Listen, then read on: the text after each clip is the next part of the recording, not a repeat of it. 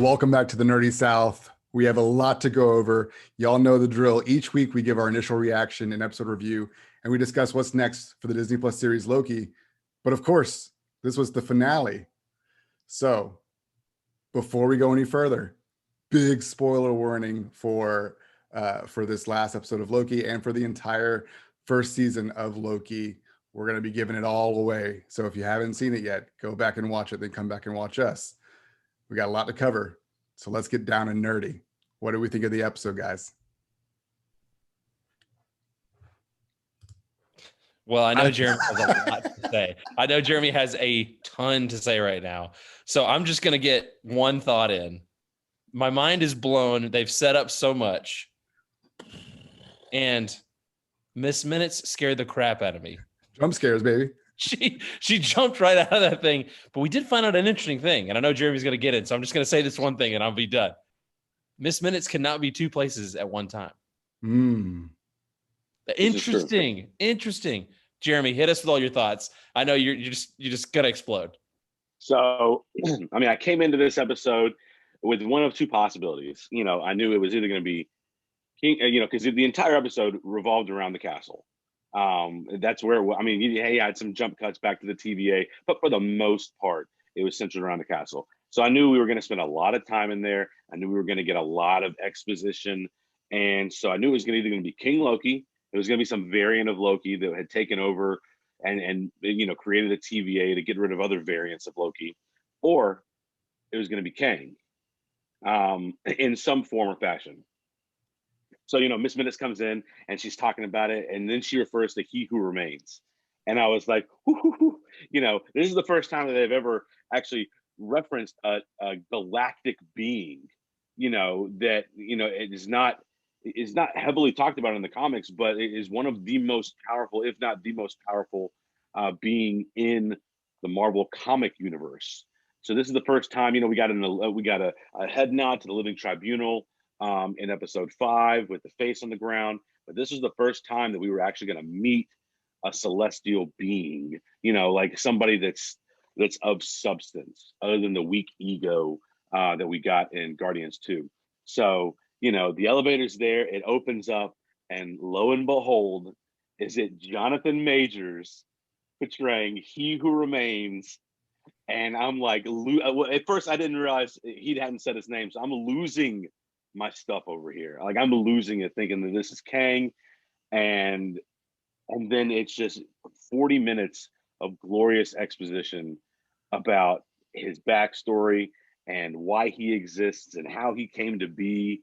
And let me stop you right there real quick. For those of you who don't know, Jonathan Majors, who played He Who Remains in the finale, has been confirmed to play Kang the Conqueror in Ant-Man and the Wasp: Quantumania. So that's why so many Marvel fans are freaking out, because why would you cast Jonathan Majors as He Who Remains if you weren't going to, put the little string out that this is also Kang? So it's a really exciting. Now, for me, initial reaction was like, I've been saying this whole season, this is my favorite Disney Plus series from Marvel. And really, it's kind of almost one of my favorite MCU properties. I say MCU, really, they just created the MCM, the Marvel Cinematic Multiverse. And but my initial reaction, I've never enjoyed 45 minutes of exposition the way that I did this. I mean, usually when you have somebody explaining the show, the ideas or the concepts to you, you don't really always want that in a show, in something that you're watching. You want the visuals to really carry it. But man, and I don't know if it's just like I was just so relieved to know that it was Kang, and that, we've had our theories that it was him and now it's confirmed, or if I just really enjoyed Jonathan Majors, because he played such a good role. His performance was so good and so engaging. He was like just almost a little insane, and I just love that side of that type of villain, because we haven't had a villain like that in the MCU so far. Thanos was took himself a little too seriously. Some of the other lower villains were almost too serious, and besides Loki in Avengers, Jonathan Majors as Kang has been It's pretty fun to watch. Yeah. And so what I loved about it is they didn't come out right and say that he was Kang. And that's what I loved about it. What they did was they made He Who Remains and Kang variants of one another, which I thought was ingenious. Therefore, opening up everything. Everything can be explained through the variant hypothesis in the MCU, as far as different actors playing different characters, same actors playing different characters. Even if you could go back as far as say that Chris Evans and or his Human Torch and Captain America are variants of one another. So in theory, the original Fantastic Four could even be brought into the MCU as part of the multiverse. And the only time he referenced Kang the Conqueror was when he said, "I've been called many names, tyrant," and he said, "a conqueror," and that was the only reference to the conqueror part. Yeah, Which and he talked about, that there are other variants of him that are more concerned with destruction, but first off, why am I blanking on Loki's actor name? Tom Hiddleston. Tom Hiddleston. Oh my gosh, I'm so sorry. That's Tom. embarrassing. Light him up in the comments. That was embarrassing. No, this whole series, Tom has just impressed me with his acting prowess and his ability to just like delve into the character, to a character that we've known, like hated and grown to love. But Jonathan Majors, straight out of the gate, embodied this eccentric, recluse, crazy man who's just excited that these two variants made, they're there, and then all of a sudden he just completely just devolves when they pass the threshold, and he is like, I don't know what's going to happen. He is a phenomenal actor. I thought that he portrayed He Who Remains extremely well, and I'm excited to see how he embodies Kang, because Kang is the ultimate time travel villain. He's the big bad. I mean, he is the big bad of Phase 4. And I'm going to be interested to see how they begin to sprinkle him in throughout the MCU leading up to Quantumania. Is he going to show up in Multiverse of Madness? Is he going to show up in No Way Home? Are there going to be references to him here and there? And man, the ending, I'm going to let somebody else talk about the ending, because I feel like I've talked for the majority of this so far. Well, I do want to add in a thought about what you're talking about. Do you guys ever watch it with the captions on? Always. No. Okay. That's not my thing. So the first time through, I was just absorbing it. Then I watched it back through with the captions on, because I like to try to just see what they're thinking. And I was so drawn by when he says, of course, I've been known as a tyrant, as a conqueror. And I was like, all right, there it is. They're going to, from this point out, we're going to start knowing him as at least a variant of Kang. So then I'm watching with the captions on, and later it just says, it says, "He who remains exhales." And I was like, man, they're not giving this away that he's Kang. Right. They're not going to say it that this is Kang. It's not. This is just He Who Remains. A variant of this is Kang. Of course, we get that ominous statue at the end. Oh man, we'll get to, which is, oh my gosh, that ending. I love it, but I hate it. Like the ending. It's a classic sci-fi spin, a classic Planet of the Apes style ending. It's great. Yes. It's very, very 2001 Planet of the Apes with Mark Wahlberg. That was horrendous, except for the ending, which this was very much so. I stopped it as soon as the elevator opened. I stopped it when I saw it was Jonathan Majors, and I checked IMDb, because I had been checking IMDb to see like who the big bad was, and it wasn't until Wednesday, I believe, when they released the episode, that they actually did the IMDb credit for Jonathan Majors as He Who Remains, which I thought was a beautiful nod to, like, in the movie Seven, they never put Kevin Spacey's name in the credits, in the beginning credits, because they didn't want to spoil what his character was at the end. And very a la here, everybody knows that Jonathan Majors is playing Kang, but nobody knew that he was going to play He Who Remains, which was a variant of Kang. Well, I do want to add just a quick thought for the audience. He never came out and said his name is Kang, so very, very much we could be wrong later on, and he could not be Kang. They're going to go and say that he could not be Kang. He is. Well, I believe it. The guys above me believe it, but for our audience, for our viewers, we're going to refer to him as Kang because that's what he's been confirmed to play. Let's talk about the Kang variants, because again, this whole episode is basically Kang just explaining what we just watched 5 episodes prior. Let's talk about the Kang variants real quick. Jeremy, you're the knowledge for us. it seems. So correct me if I'm wrong, but isn't He Who Remains also known as Immortus, which is also which was a Kang variant? Yeah, so Kang abandoned the mantle of Conqueror and took on the mantle of Immortus for a time. So there are examples of he was the same person.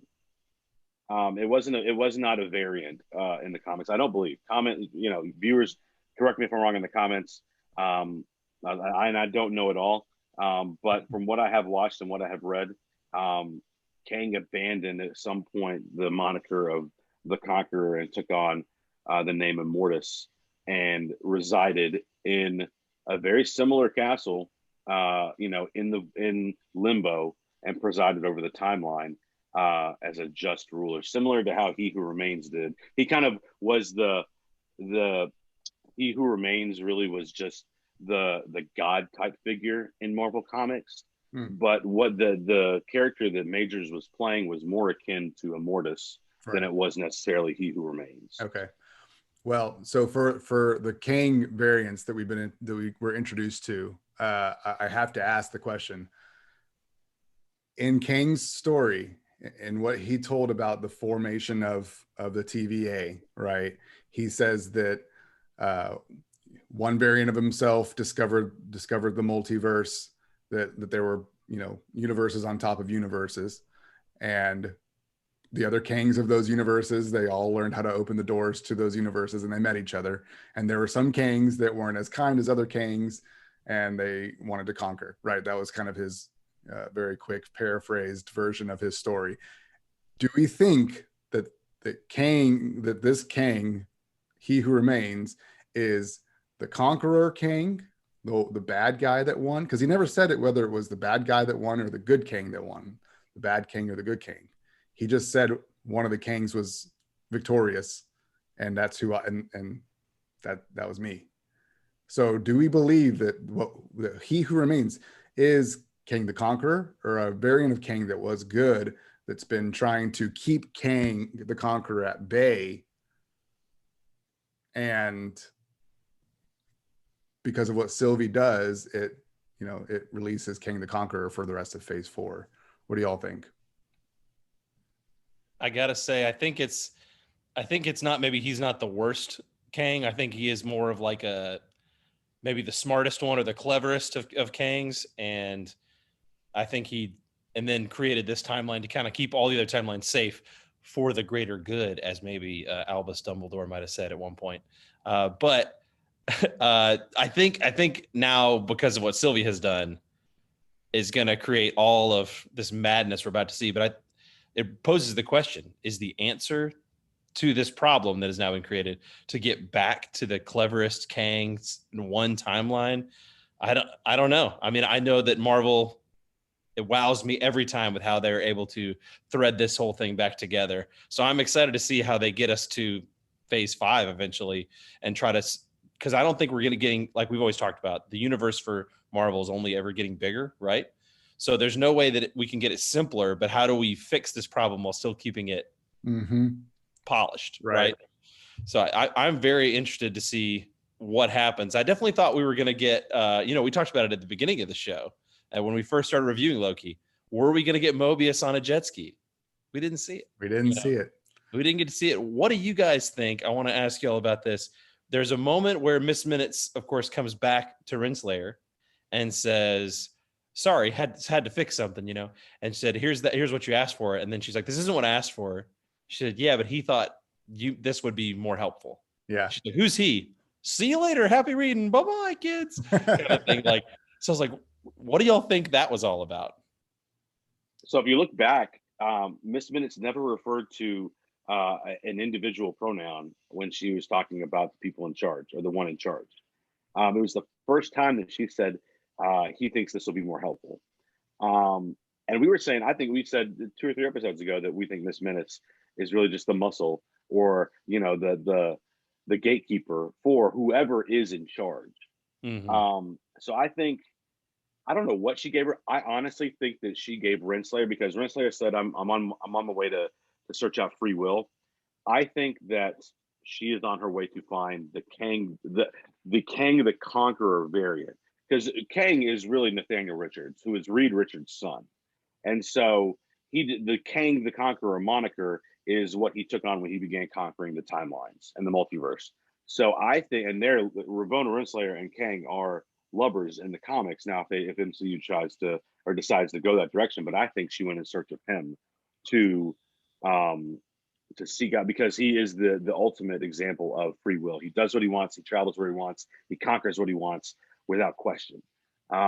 So I think we will see He Who Remains or Immortus, or whatever variant that is that Majors played. I think we will see him again, only because he said, "I'll see you soon." Now, I don't know if that was a nod to one of my variants, "We'll see you soon," or "I will see you soon," because he did talk about reincarnation. And I'm curious to know what that means, if this basically, if he, as the architect, gets reborn. Because I don't know. You have too many theories and thoughts, Jeremy. You got too much going on. Got too many theories. Your mind is going a million miles a minute. Well, let's come back. Of its own, man. We'll come back to Kang, because I think we have more to discuss towards the end of this, especially towards the ending of this episode and now this season. Let's talk about Loki and Sylvie, and because I mean they had a small part of his own show in this finale. I mean Kang took the show and what happened there, but I think that this is probably. I mean, I agree with you, Jeremy. Tom Hiddleston had a phenomenal performance all throughout the show, but it shined a lot in this last episode, and it really just showed how Loki has kind of come full circle in his evolution of because I thought for sure our Loki would want to be in charge. So why wouldn't he jump on that? And it would be Sylvie that would say, no, that's not. I thought it would be the other way around. But it wasn't. It was Sylvie that essentially betrayed Loki and killed Kang. So, I mean, what did we think about that last interaction between Loki and Sylvie? I mean, obviously Loki was super heartbroken by it as he was thrown back through to the TVA. But what do we think? What do we think about that? Do we think that there's any reconciliation that can happen there, or what's happening? I think there is potential reconciliation. It is for the characters and for the viewers. It's a heartbreaking moment. It was for me as I was watching. I'm like, oh no, come on, Sylvie. Like, I thought they were gonna kiss as they did, but then that was gonna break the timeline alone, and and that was gonna be the moment that He Who Remains would be like, well, this has never happened before. I didn't know it was gonna happen, and this. I definitely didn't know it was going to happen, kind of thing. And it was going to, in another way, affect the timeline. But yeah, him getting thrown back through the TVA, I think that at some point they will meet back up. It's going to be very hard for Loki now to really ever trust Sylvie, because even in these final moments, he was trustworthy. And he says that line, and I'm going to misquote it. I know you guys will probably remember it better than me, but he says he's not trustworthy and she can't be trusted, or something like that. And I was like, oh, that's so freaking good. This is 15 movies in the making right here. That line is so good, and the payoff for all of us who've watched all these movies, it's right there. It was so good. I enjoyed it, but it also broke my heart, and I'm excited to hopefully see them back together at some point. Yeah, I agree. Their battle at the end was great.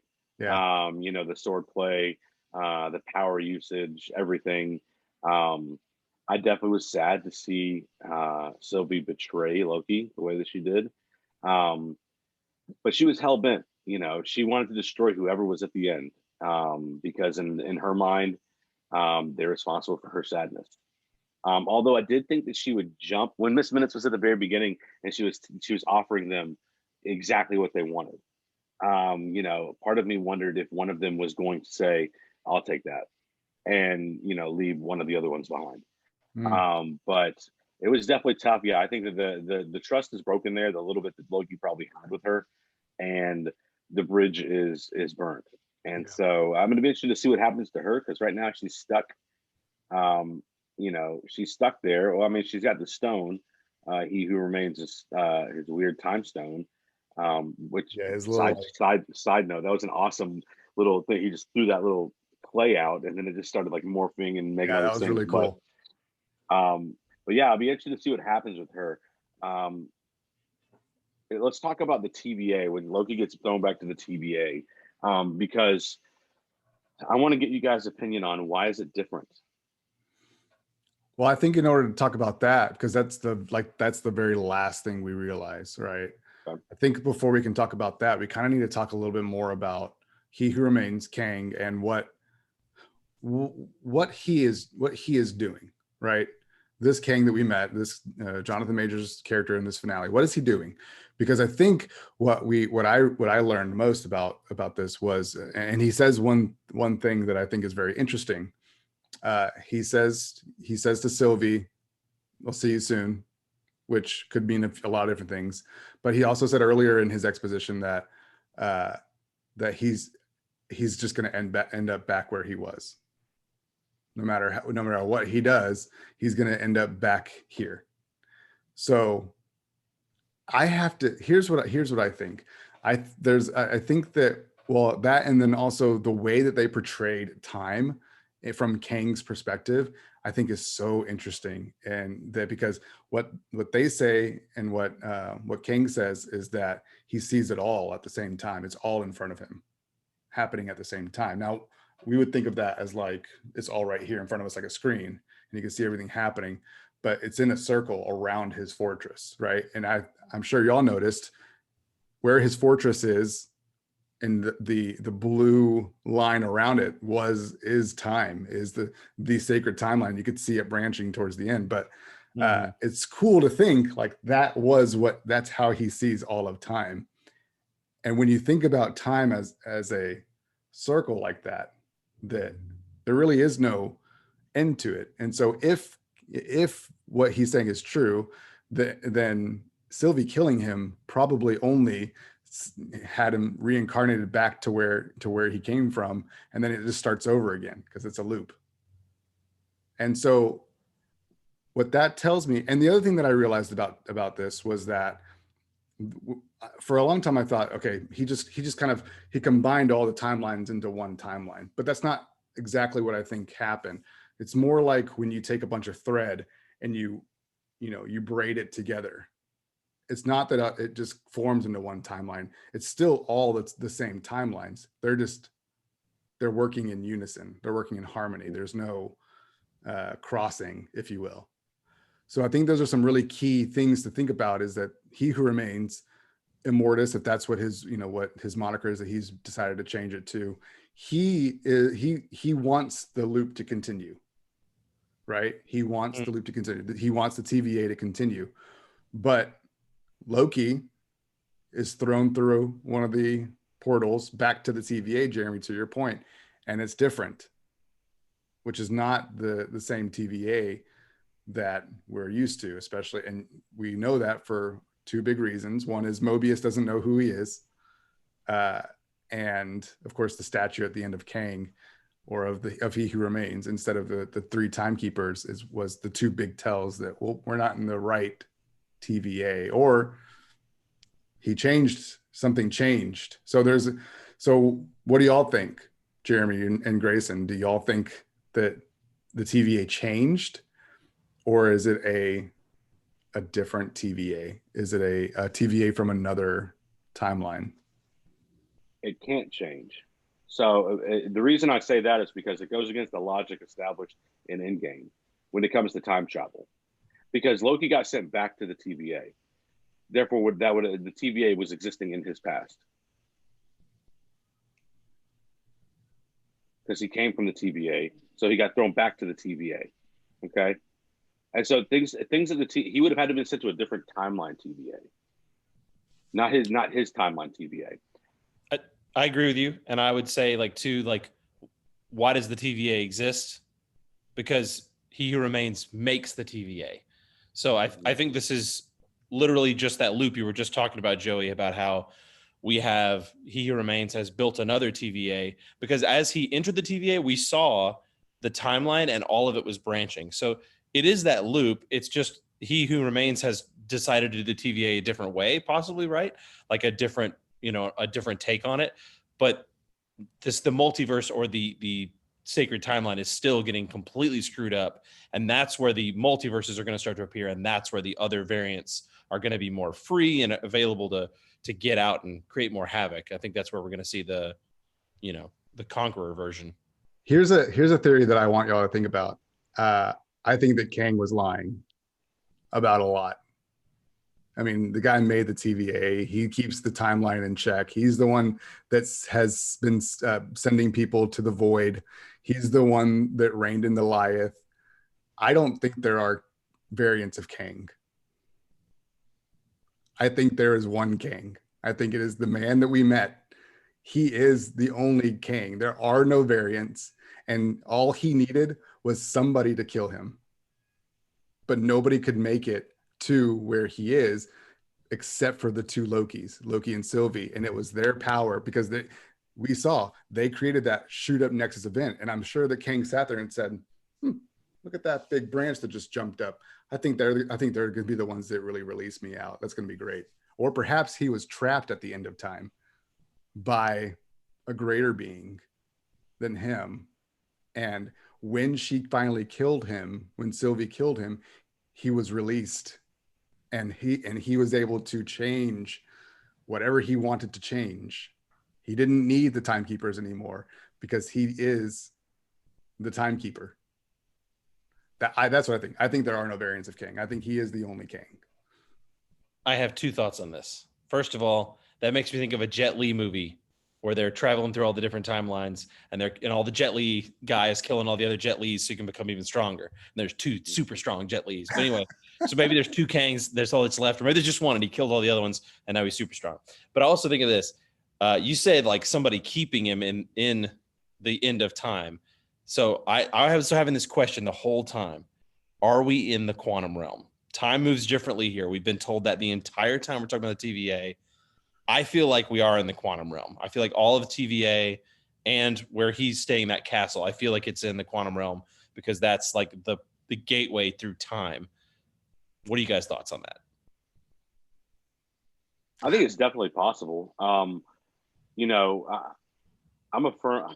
I don't know. I do think that there are variants of the TVA, variants of Kang, only because the statue you see at the end is not resemblant of the person you saw in the castle.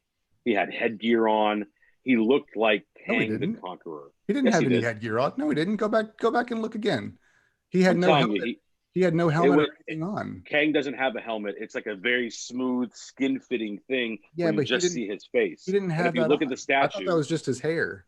No, that's Kang. What you saw at the end, I think that was the statue of Kang. And he who remains in the episode is not resemblant of him. Outside of the fact that he was wearing purple, he was wearing purple and green, and it was played by the same actor that's playing Kang. So I do believe that there are multiple. Wait! What do you mean he was wearing purple? Who was wearing purple and green? He who remains. Oh. He who remains had a purple cowl. Kang is purple and green. Like those are his colors in the comics. Yeah. And so, apart from they're wearing the same traditional colors and they're being played by the same actor, like I don't think that you can equate the person in the episode as Kang because he is not that variant of himself. That's just my opinion. I do agree it's in the quantum realm, and I do think that whoever was stuck there and needed to be released. I don't know who kept him there. Could have been the Fantastic Four. There's been a lot of rumors that the Fantastic Four are the ones also stuck in the quantum realm, and that's how they've been missing from the MCU for so long. Could have been Doom. Could be any number of things. Doom. But that is an interesting thing to talk about, him having to be killed to be set free. Yeah. Well, there's a couple of other theories that I'd love to throw y'all's way that I've been thinking about. Is I thought for sure that maybe I just saw things wrong at the end of last episode, and that what the castle we'd see is more reminiscent of the little city in a bubble that we saw in the quantum realm, because the theories are alive with that being where Kang the Conqueror's actual place is. But we just learned that this he who remains, who we believe is a variant of Kang, was in this castle. So like here's another theory to think about. Maybe, Grayson, there are only two variants left of Kang: he who remains, Immortus, and Kang the Conqueror, who's trapped in the quantum realm in his little bubble city, and perhaps murdering He Who Remains unleashed him from the quantum realm. Who knows? I don't know. I don't know if we're in the quantum realm though. I wonder if, you know, if we can go super small to go into the quantum realm, well, wouldn't we be able to go super big? And maybe that's where the end of time is. Well, ironically, talking about the quantum realm, I discovered this Easter egg the other day. I was rewatching Endgame, and when Stark creates his time travel GPS, he says designed it in the design of the Mobius strip. Yeah. And it's a circle. So an interesting nod to a series and a character that had not been introduced yet, and and it deals directly with time travel. Yeah. So I thought that was just an interesting little gift. Yes. Well, we I don't know how long we're gonna have to wait, but season 2 is coming. There is going to be a season 2 of Loki. I'm very excited about that. I don't know what's going to happen. I think this is one of the best episodes that we've seen. I want to leave you with one last thought. You said, Jeremy, you think that Ravonna Renslayer was going to find Kang, the Conqueror. I think she's going to end up finding Wanda Maximoff. Possibly. Okay. Good call. It has to tie in. Yeah. That will tie her into Multiverse of Madness, because now you'll have a nexus being with with Doctor Strange and Kang, and I'm very, very, very curious how they're going to tie all of this together into the rest of the narrative, because they did a great job with Loki leading us from episode 1 all the way through here, but they left us on a huge cliffhanger. Well, I think what season 2 is going to do is it's going to be the on-ramp to Quantumania. I think it's going to premiere probably early 2023, late 2022, right before Quantumania comes out, or it's going to come out in coordination with, like, as far as timeline, like chronology, at the same time as Quantumania, because I think that's the only direction that it has to go. It got us to No Way Home. No Way Home is going to be the immediate follow-up movie in the multiverse, which is going to lead directly into Multiverse of Madness. And this is the first Disney Plus series to get a second season confirmed. So clearly, this series needs to push along the multiverse narrative further than movies can allow. So I'm going to be interested to see how they use it as an on-ramp, and what they use it for, and how to introduce bigger concepts into the MCU. Well, I'm with Grayson. If season 2 doesn't show us Mobius on a jet ski, Marvel, hear us. We all need to see it. He needs to be back on a jet ski. They had him driving a car. So I definitely saw all the memes about I am speed, kachiga, like ka-chow. I saw all the memes. Yes. I was ready. That was incredible. Yeah, we got to get him on the jet ski. Yes, I would love it. I'm also waiting, now that we're getting as big in big into the cosmic realm, I'm kind of hoping that we might eventually see some Star Wars Easter eggs every now and then. It would be nice to be like flying through the space realms, and just all of a sudden see a Millennium Falcon fly through. I think that would warm my heart so much. Just a little TIE fighter, something. Just let me hear the noise. I gotta say, I do have one beef with this episode, and then I'm done. No post-credit scene? Oh, I know. Come on, right? You leave me on a cliffhanger like that, I don't get a post-credit scene? Well, I feel like it would even be an even bigger cliffhanger, because we're already going to have to wait 6 months for No Way Home, which is the only movie that even remotely ties in to what this is about. And I don't even know what they would do with an end credit scene. I kind of wanted it to be a la, Avengers, where you have Thanos' head and, he turns. I really wanted it to, but I guess they did that with the statue of the TVA. But I tell you, yeah, I scrubbed forward and I saw no post credit scene, and I was like, come on, one in the series. Like, WandaVision had at least 2 or 3. There was a couple in Falcon and Winter Soldier, but I was very impressed with Loki as a series. I was wary about it coming in. Yeah. Are you going to do an entire series around, an anti-hero / villain? But the direction they took it in, the way they made you love him, Yeah. and root for him, and then the way that they used it to advance the narrative Yeah. in so many more ways than a movie ever could was phenomenal. They did it, man. They have successfully redeemed a character 2 or 3 times now. If we see a bad version of Loki another time, I think we'll all be just like, all right, no more. Just good Loki the rest He's good of the time. now. He's good now. He's good. Well, this wraps up our Nerdy South review of Loki. But don't worry, folks. We have some other things that we want to talk about. Black Widow is out, which we haven't done a review for yet.